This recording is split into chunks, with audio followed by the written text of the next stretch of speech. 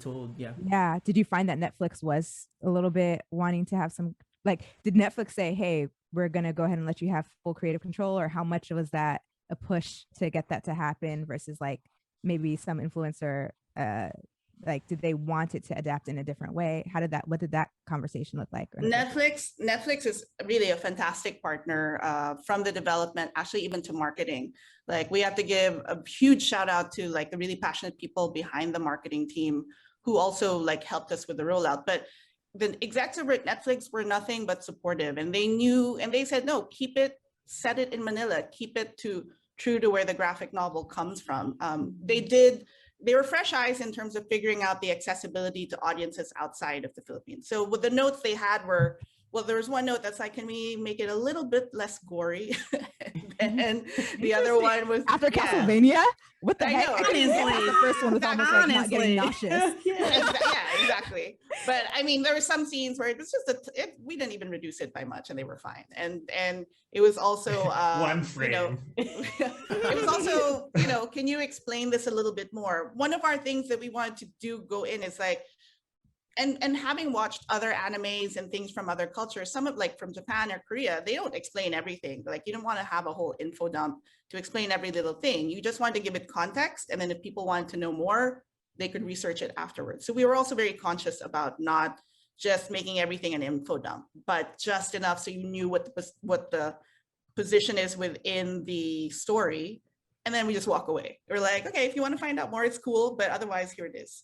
That's really hard, because I imagine with something like this, especially when you're representing a whole country, like, as a culture, the balance of telling the story and making sure that there's a lot of integrity there, but and making sure it feels justice to like the people who own that story, versus like having to make sure that's still translatable for the broader masses. Tell us about like that, like balancing that weight.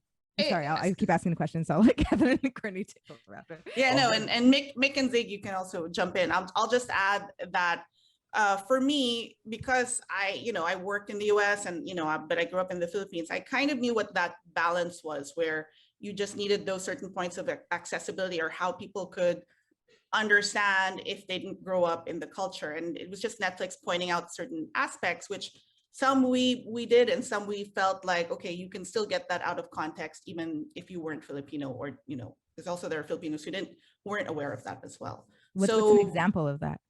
Let's say, like, for example, like Nuno.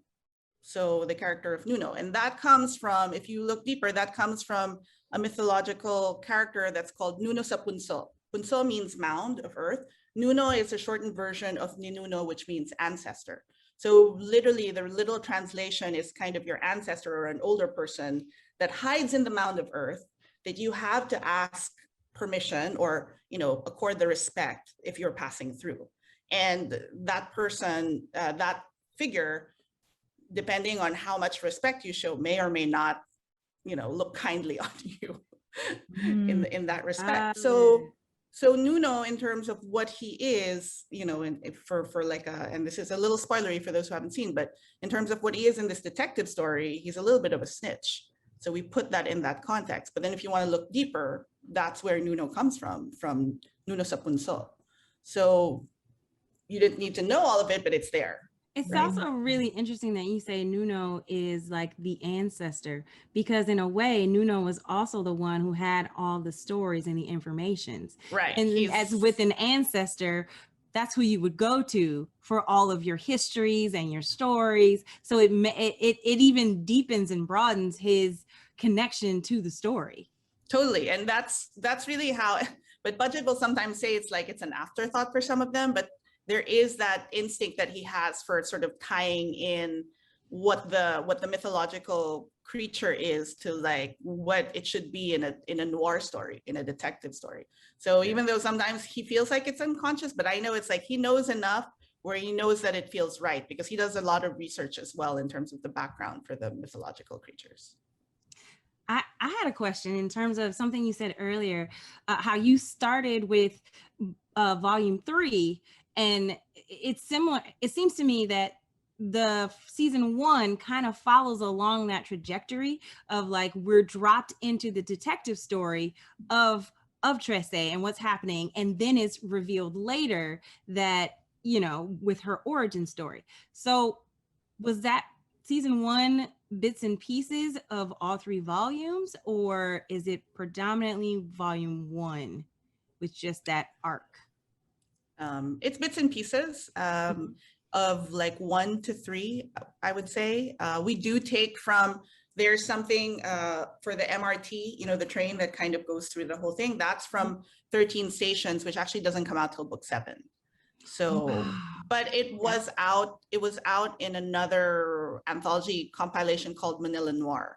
That's where it first came out. So we figured out the spine of it with the help of book 3 and the origin story, and then kind of cherry picked what would fit. Awesome. Yeah. Question, I guess to Tanya for the win. Yeah. Sorry, guys. You should. No, please. no. Let me monopolize It's it. like we like hearing you talk. And I guess I'm to- not to- being sarcastic at all.